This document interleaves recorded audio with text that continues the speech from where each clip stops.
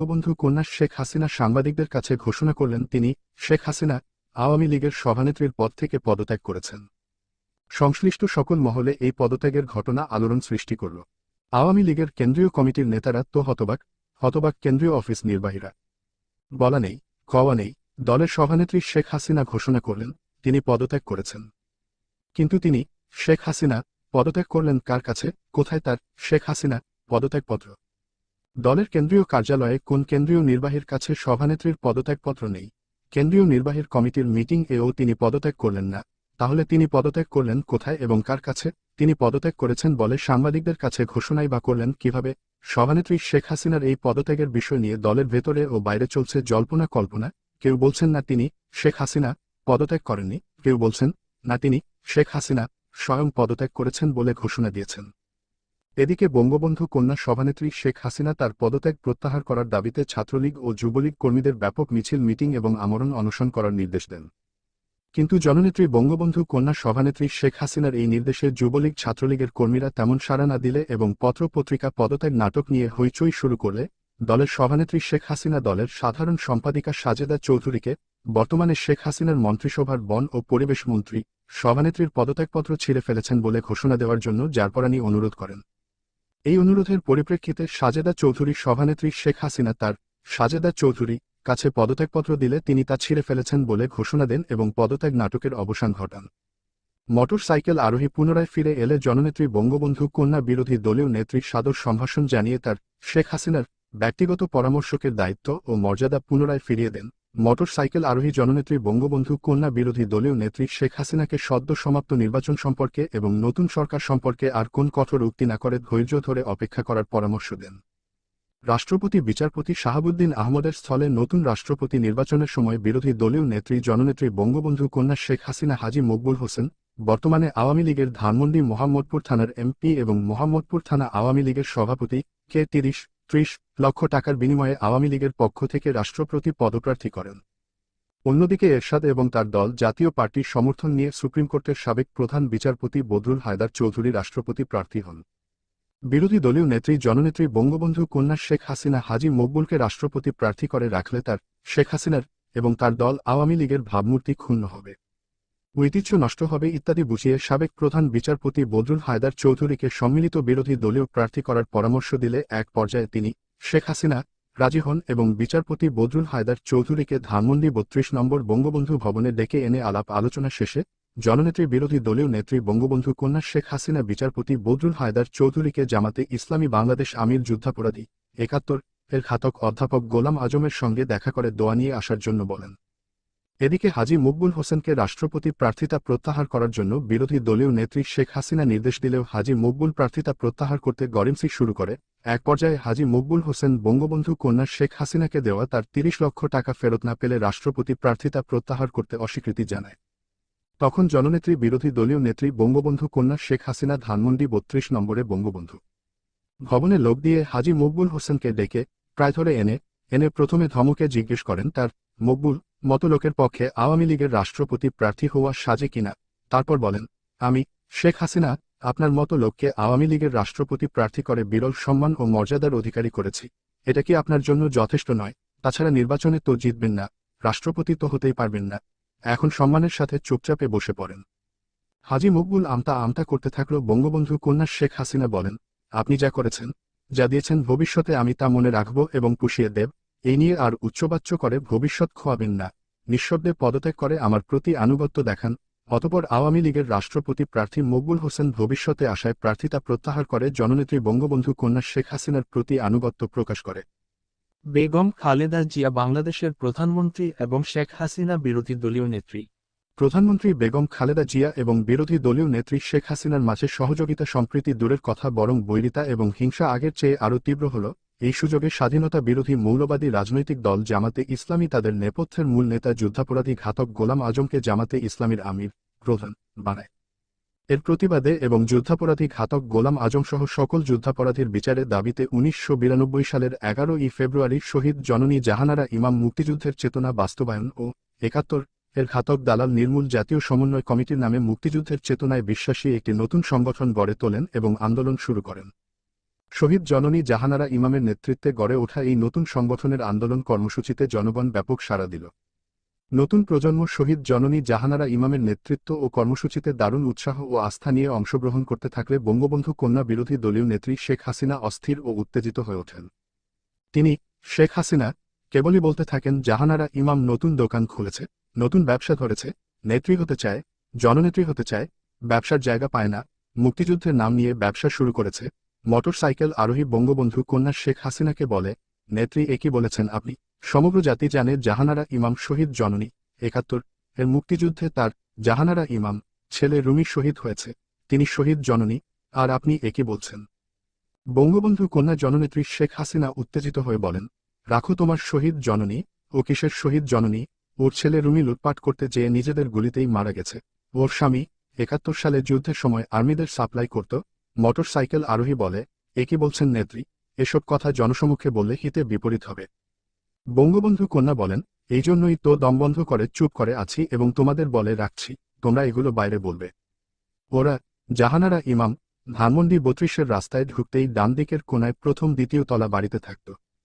আমাদের বাড়ির, ধানমন্ডি ৩২-এর বঙ্গবন্ধু ভবনের, পূর্ব দিকে প্রথম বাড়িটাই থাকত। জাহানারা ইমামদেরও পাকিস্তানি আর্মিরা পাহারা দিয়ে রাখত। জাহানারা ইমামের জামাই, স্বামী, পাকিস্তানি আর্মিদের সাপ্লাই করত। ওই সময় প্রচুর টাকা পয়সা কামিয়েছে এরা, আর এখন এসেছে মুক্তিযুদ্ধের চেতনা বাস্তবায়ন করতে। আসলে জাহানারা ইমাম এসেছে আমার নেতৃত্ব দখল করতে। আমি নির্বাচনে হেরেছি, এই সুযোগে তলে তলে খালেদা জিয়ার সাথে লাইন করে জননেত্রী হওয়ার পরিকল্পনায় আছে জাহানারা ইমাম, আর তাই গোলাম আজমের বিচার, যুদ্ধাপরাধীদের বিচার, মুক্তিযুদ্ধের চেতনা বাস্তবায়ন ইত্যাদি নানা কথার আড়ালে নেত্রী হওয়ার খায়েশে আছে। তোমরা এর থেকে সাবধান থাকবে এবং আমাদের সকল কর্মীদের সাবধান রাখবে, কেউ যেন জাহানারা ইমামের খপ্পরে না পড়ে। মোটরসাইকেল আরোহীর প্রশ্ন, নেত্রী, শেখ হাসিনা, আপনি কি জাহানারা ইমামের ঘাতক দালাল নির্মূল কমিটির কর্মসূচিতে যাবেন না? বঙ্গবন্ধু কন্যা শেখ হাসিনা জবাব দেন, সে আমি যাই বা না যাই তোমরা যাবে না, আর আওয়ামী লীগের কোন কর্মীকে যেতে দেবে না। বোঝা না, আমার তো ইচ্ছে না থাকলেও অনেক জায়গায় যেতে হয়। জাহানারা ইমামের মুক্তিযুদ্ধের নামে দেওয়া কর্মসূচিতে হয়তো আমি, শেখ হাসিনা, কৌশলগত কারণে যাব, কিন্তু তোমরা যাবে না। শহীদ জননী জাহানারা ইমাম মুক্তিযুদ্ধের চেতনা বাস্তবায়ন ও ৭১ এর ঘাতক দালাল নির্মূল জাতীয় সমন্বয় কমিটির আহ্বায়িকা হিসেবে ঘাতক গোলাম আজম সহ যুদ্ধাপরাধীদের বিচারের জন্য গণ আদালত গঠন করেন।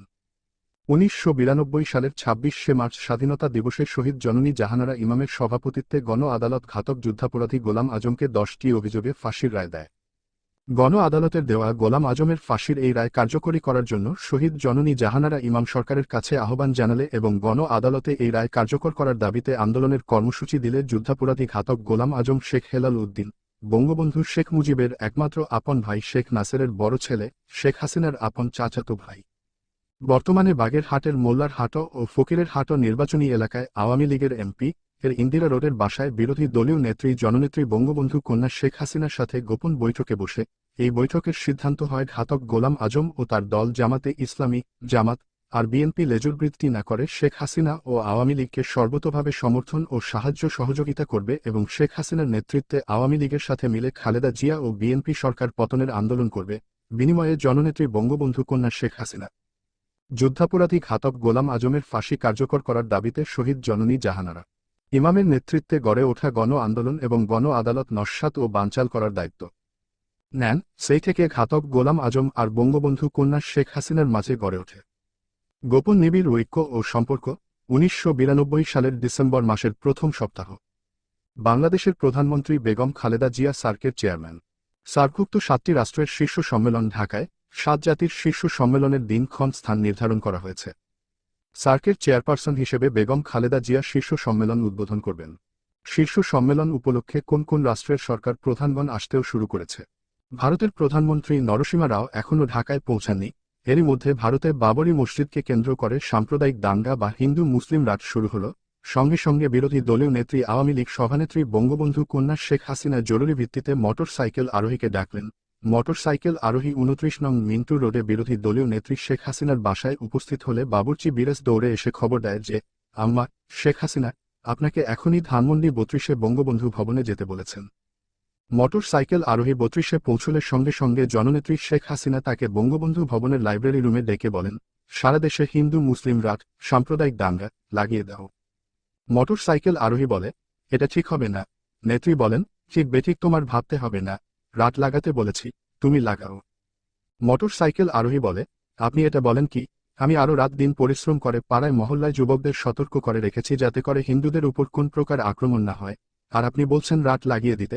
নেত্রী বলেন, হ্যাঁ আমি বলছি, তুমি রাত লাগাও। মোটর সাইকেল আরোহী বলেন, না নেত্রী, এটা নীতিবিরুদ্ধ কাজ। নেত্রী রাগান্বিত হয়ে বলেন, রাখো তোমার নীতি ফিতি, আমি যা বলছি তাই করো। আমি তোমার নেত্রী না তুমি আমার নেতা, আমাকে যদি নেত্রী মানো তাহলে আমি যা বলবো তাই করতে হবে। মোটর সাইকেল আরোহী বলেন, আপনি তো আমাদের নেত্রী, আপনি যা বলবেন তাই তো শিরোধার্য। তবে হিন্দুদের উপর আক্রমণ করলে হিন্দুরা আর এদেশে থাকবে না, সবাই চলে যাবে। আর এই হিন্দুরা তো আমাদেরই লোক, আমাদেরই রিজার্ভ ভোটার।